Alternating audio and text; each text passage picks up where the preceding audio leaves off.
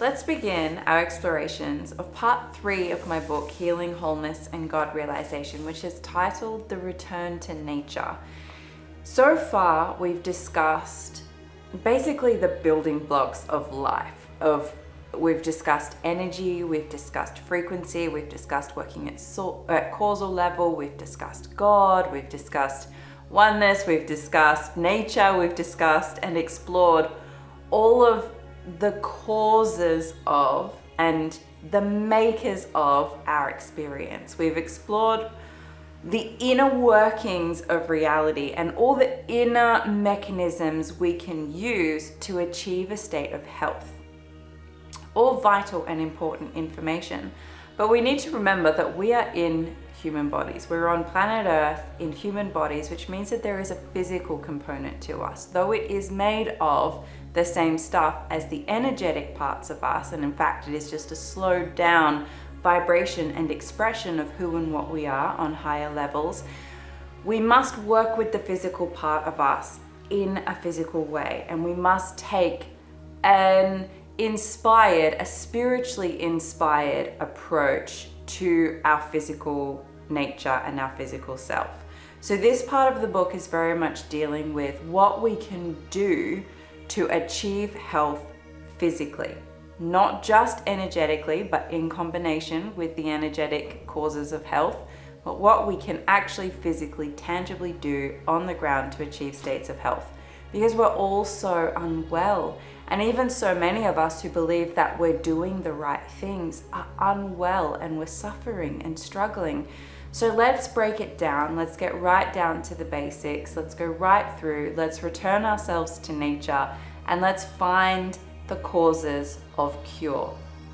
So today we're going to be reading chapter 26, which is titled Internal Impediments to Health.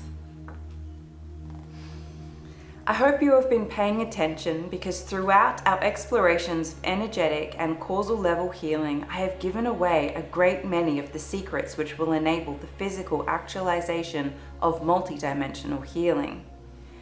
The lower bodies represent internal states of being, with disease being the manifestation of thoughts, beliefs, feelings, judgments, fears, pains, energetic imbalances, perspectives, and the over or underactive presence of life-sustaining frequencies, light, and life force.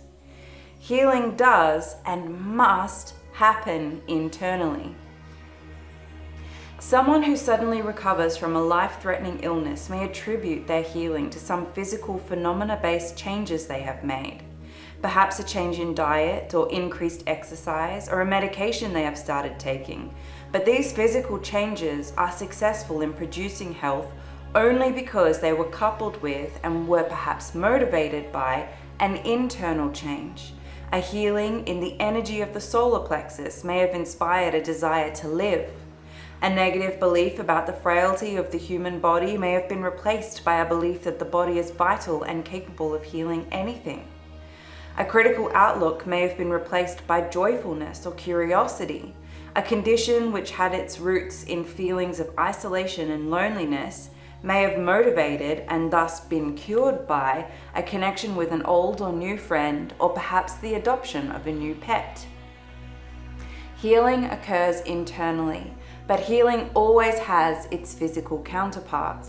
Any change made internally will be reflected externally. As you transcend the need to continue manifesting certain situations which confirm the validity of your inner reality, you free yourself up to have new and different experiences on the ground. The things, people, and situations that you attract change and alter to reflect your changed and altered internal state of being. The phenomena of our lives, including our health, are always reflective of the inner workings of our soul, our mind, our emotions, our environment, and our biology. As we change, the phenomena of these bodies changes, with the impacts of these changes being tangibly manifested in our form-focused lives. Whatever you believe and in whichever direction you focus your energy, you will manifest and create this for yourself. A great amount of healing occurs simply from altering belief patterns and choosing to focus energy in new and uplifting directions, choosing joy or life or love or healing or harmony instead of suffering or lifelessness or fear or degradation or disease. With free will, you always have the power to choose and to create for yourself. In every moment, you are orienting your energy and your bodies in such a way that you are, in fact, choosing a great many things. You are always creating with your thoughts, with your feelings, with your fears, with your loves, with your unworthiness, or with your feelings of grace and belonging. In every moment, every iota of energy that you are outputting is tracking forwards to create and build a future reality for you. The reality that you are experiencing now has been born out of your previous thoughts, beliefs, feelings, fears, plans, worries, loves, and priorities. Your present is the manifestation of energy which was previously set in motion by you. You are, in every moment, setting energy in motion.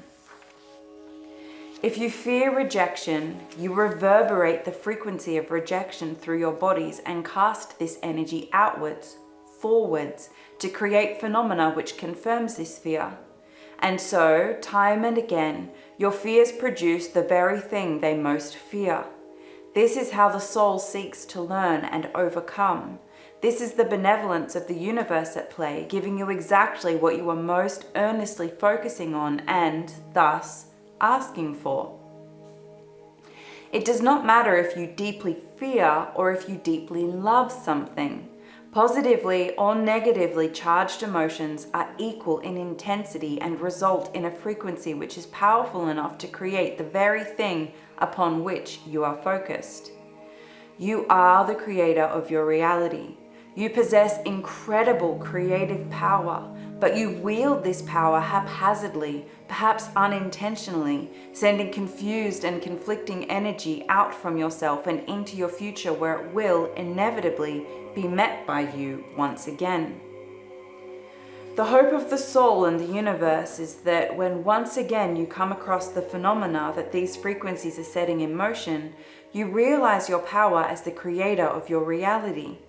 The intention is never to punish you, but rather to allow you the opportunity to actively learn from the energy that you previously set in motion, healing whatever is within you which causes you to focus your energy in such a way as you reclaim and redirect that energy to consciously and deliberately create outcomes and futures of love. The intention is always to see you become more empowered as you grow, heal, evolve, realize God, and as a result, experience more joy. This acceptance of your creative power, coupled with the deliberate wielding of this power, is how you become a significant contributor to the evolutionary experiment here. You become conscious and you willingly take up your position as co-creator, realizing and utilizing your role as you contribute to the broader collective experience of humanity. This enables you to wisely wield your co-creator powers to contribute to collective states of harmony, health, and evolution. You must realize your power. You must reclaim your power, and you must practice building a reality which is of love.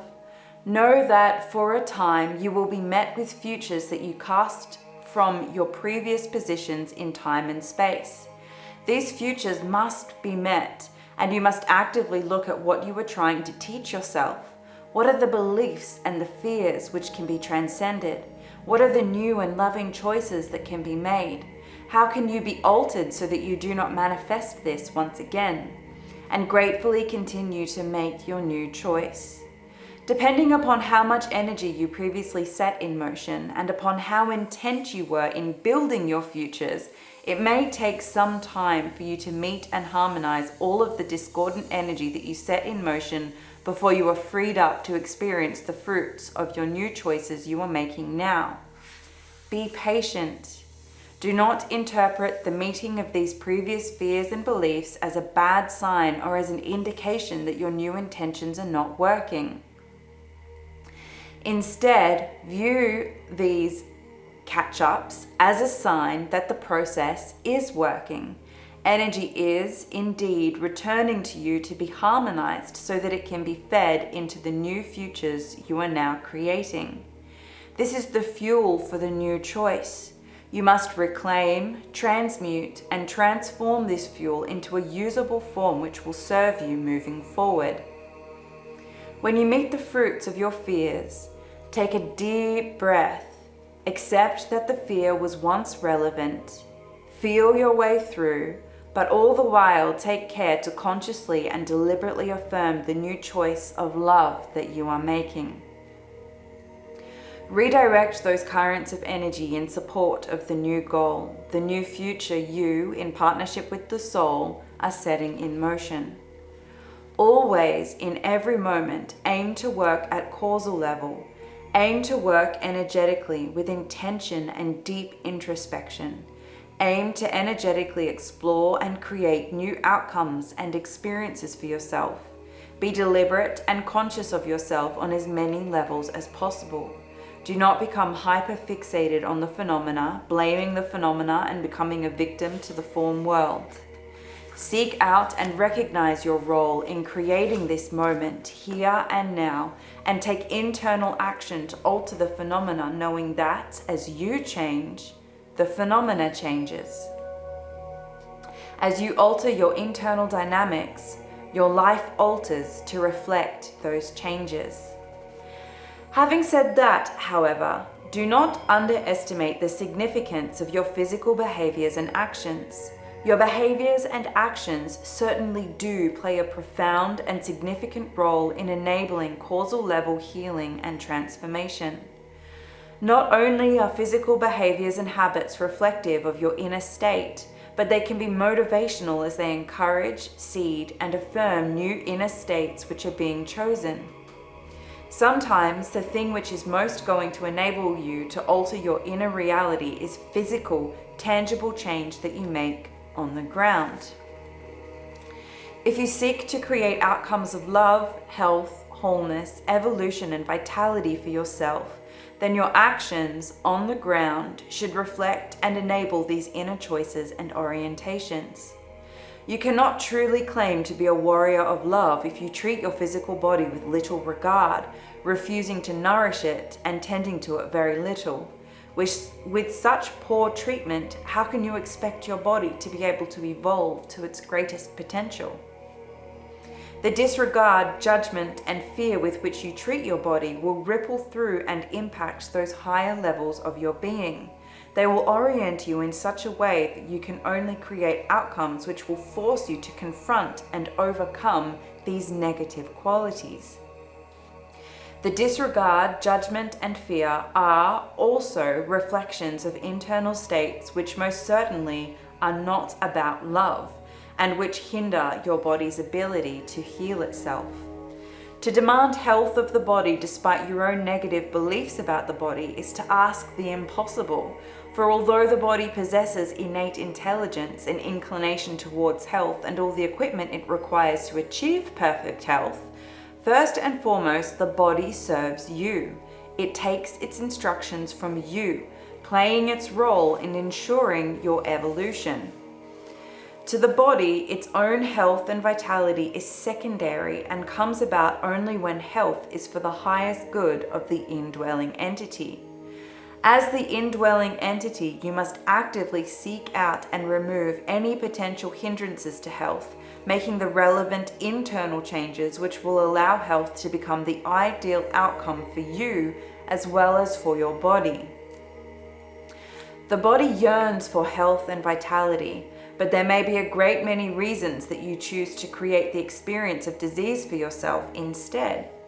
In some way, chosen states of disease serve your evolution. They confront you with your own beliefs, your own fears, your own shortcomings, your own tendencies, your own lack of will, your own feelings about life, your addictions to being a victim. They give you something to blame, They make you feel special or unique. They provide a means for you to get attention and affection. They give you a reason not to live or to try too hard. They keep you from having to face your fears. They provide a seemingly valid reason for you to give up. They get you out of doing something that you don't want to do. They keep you from having to face your own lack of self-love. They affirm your beliefs about yourself. They are an outward expression of your depression, your low self-worth, your lack of self-respect, your judgment of the body, your fears of life, your belief that you are not safe. They drive you and motivate you to love yourself, to fight for yourself, to choose life, to partner with nature, to search deep within for answers, to connect with other people, to feel a part of something, to explore, and they provide you with a way to learn through your struggles. There are as many reasons for experiencing disease as there are states of disease. The true self-healer searches within. What am I getting from this? Why do I choose this as my state of being? Is it something I believe, or am I disempowered and believing what other people are telling me? What would I need to change so that I can celebrate health? What would I lose if I were perfectly healthy, capable, and strong? If you remove the impediments to health and you surrender to the health which is innately yours, which belongs to nature and which is sustained in you by nature, then tremendous healing can take place. How you treat your body is reflective of your internal reality, and how you treat your body will ripple through and impact your internal reality. They go hand in hand, and you cannot achieve true wholeness, enlightenment, and God realization as long as fears and beliefs exist within and without you. You must learn how to love and how to care for yourself. You must learn to regard nature and all parts of life with the respect and the love which exudes naturally from a realized aspect of God. The times of ascending despite having a body, or for ascending out of the body and away from the form world, are over. All must be synthesized and all must evolve together. So, how do we take care of the body? That is the topic for the following chapters. For now, that's all. We're introducing the topic, and we're kind of summarizing and bringing together the topics of the previous chapters we have explored in readiness for getting right down into the nitty-gritty of how exactly we partner with, we take care of, and we dock into a healthy, vibrant, sustained, spiritualized human form here on planet Earth. So our next chapter is titled The Healing Power of Nature. But for now, that's all. Plenty to unpack. Subscribe and follow along for more information.